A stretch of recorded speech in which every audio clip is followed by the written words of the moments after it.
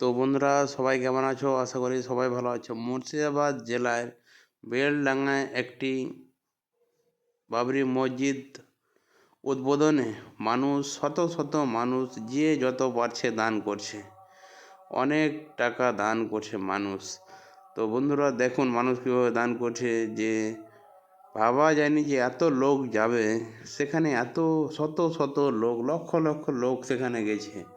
তো সেখানে অনেক ইট দান করেছে, কেউ পাথর দান করেছে, কেউ সিমেন্ট দান করেছে, কেউ রড দান করেছে, কেউ টাকা দান করেছে। তো সেদিন কিউআর কোডে দান হয়েছে 92 লক্ষ টাকা। কিউআর কোডে অ্যাকাউন্টে পে করেছে 92 লক্ষ টাকা, অ্যাকাউন্টে পে হয়েছে।